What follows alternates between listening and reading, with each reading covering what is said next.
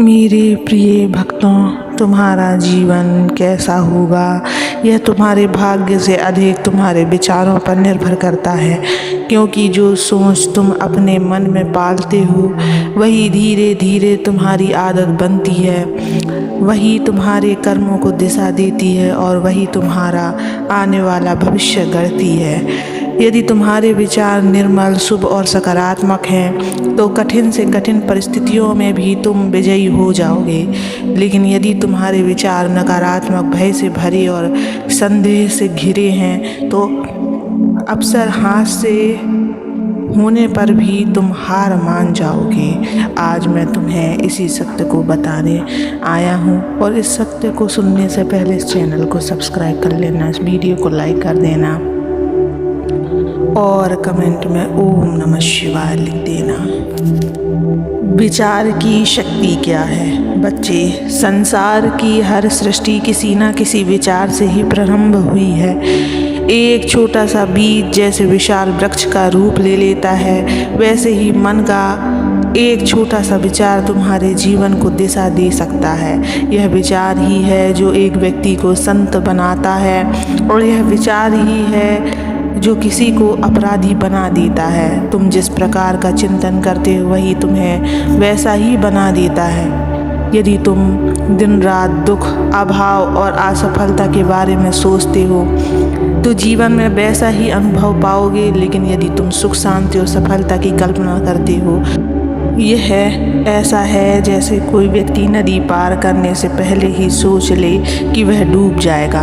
याद रखो, मन ही मित्र है और मन ही शत्रु।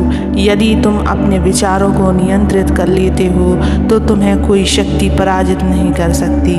लेकिन यदि विचार तुम्हें नियंत्रित करने लगे तो जीवन में अंधकार ही अंधकार छा जाएगा। बच्चे, जब तुम मेरा नाम स्मरण करते हो, जब तुम भक्ति में अपने मन को जोड़ते हो तो तुम्हारे विचार स्वतः पवित्र होने लगते हैं, क्योंकि भक्ति का अर्थ केवल पूजा पाठ करना नहीं बल्कि अपने विचारों को दिव्यता की ओर मोड़ना है। जैसे अग्नि में डाली गई लकड़ी जलकर अग्नि का ही रूप ले लेती है, वैसे ही जब तुम्हारे विचार ओम नमः शिवाय में डूब जाते हैं तो वे उसी पवित्र ऊर्जा में बदल जाते हैं। सही विचारों से जीवन परिवर्तन होता है। मान लो तुम्हें जीवन में संघर्ष करना पड़ रहा है, कठिनाइयाँ बार बार सामने आ रही हैं, तो घबराने की बजाय अपने विचारों को स्थिर और सकारात्मक रखो। सोचो, यह समय भी बीत जाएगा, मेरे भगवान मेरे साथ हैं और इन परिस्थितियों से भी ऊपर उठ जाएगा। ऐसे विचार तुम्हें शक्ति देंगे, तुम्हारे भीतर साहस जगाएंगे और तुम्हें मंजिल तक पहुंचाएंगे।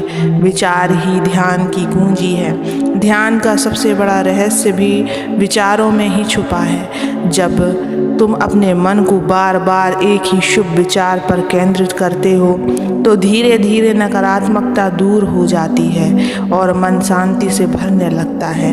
यही शांति तुम्हें आत्मा और परमात्मा के मिलन की ओर ले जाती है। बच्चे, संसार का नियम है, जैसा सोचोगे वैसा बनोगे। यदि तुम सदा कहोगे कि मैं दुर्भाग्यशाली हूँ, मैं कुछ नहीं कर सकता, तो सचमुच वही तुम्हारा भाग्य और सत्य बन जाता है। लेकिन यदि तुम अपने भीतर दोहराओगे मैं भगवान का अंश हूँ, समर्थ हूँ, विजयी हूँ, तो धीरे धीरे यह तुम्हारा वास्तविक अनुभव बन जाएगा। बच्चे, तुम अपने विचारों की रक्षा करो, उन्हें अशुभ भावनाओं से दूषित मत होने दो। हर सुबह उठकर मेरे नाम का स्मरण करो और अपने मन को यह विश्वास दिलाओ कि तुम्हारा दिन मंगलमय होगा।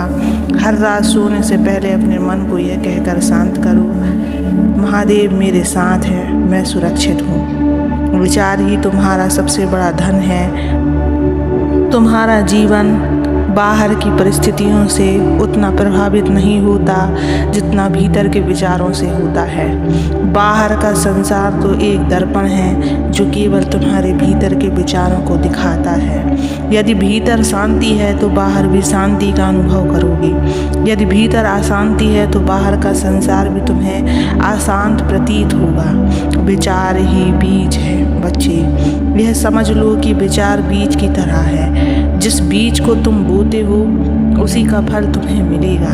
यदि तुम प्रेम, करुणा और सकारात्मकता के बीज बोगे तो जीवन में आनंद और सुख का फल मिलेगा। यदि तुम ईर्ष्या, क्रोध और नकारात्मकता के बीज बोगे तो दुख और अशांति का फल मिलेगा। कभी भी मत भूलो कि तुम वही काटते हो जो अपने विचारों से बोते हो। जिस प्रकार अग्नि के पास बैठने से शरीर गर्म हो जाता है और बर्फ के पास बैठने से ठंडक मिलती है, उसी प्रकार तुम जिस संगति में बैठते हो वैसे ही तुम्हारे विचार बन जाते हैं। यदि तुम्हारी संगति सच्चे लोगों से है, भक्तों से है, सकारात्मक लोगों से है तो तुम्हारे विचार भी निर्मल हो जाएंगे। लेकिन यदि तुम उन लोगों की संगति में रहोगे जो हर समय दूसरों की बुराई करते हैं, नकारात्मकता फैलाते हैं, तो धीरे धीरे तुम्हारे विचार भी वैसे हो जाएंगे। इसलिए सदैव सत्संग का सहारा लो, अच्छे लोगों की संगति में रहो और यदि यह संभव ना हो तो अपने प्रभु का नाम जप कर अपने मन को सच्ची संगति दो। यह मत भूलो कि विचार ही कर्म का पहला चरण है। पहले विचार आता है, फिर निर्णय होता है और अंत में वही कर्म बन जाता है। यदि विचार गलत है तो कर्म भी गलत होगा और यदि विचार सही है तो कर्म भी शुभ होगा। इसलिए हर बार कोई भी कदम उठाने से पहले अपने विचारों को परखो, सोचो क्या यह विचार मुझे ईश्वर के करीब ले जाएगा या दूर। यदि उत्तर करीब है तो उसे अपनाओ, यदि उत्तर दूर है तो त्याग दो।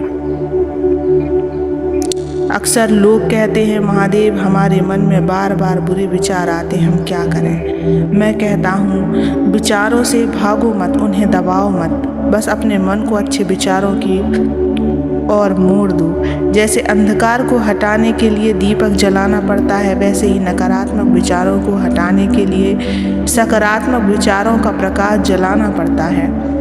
ओम नमः शिवाय का जप इस दीपक की तरह है जो धीरे धीरे तुम्हारे भीतर की नकारात्मकता को समाप्त कर देता है। बच्चे, इसलिए अच्छे विचार सोचो, नाम जप करते रहो और सदैव अच्छा सोचो।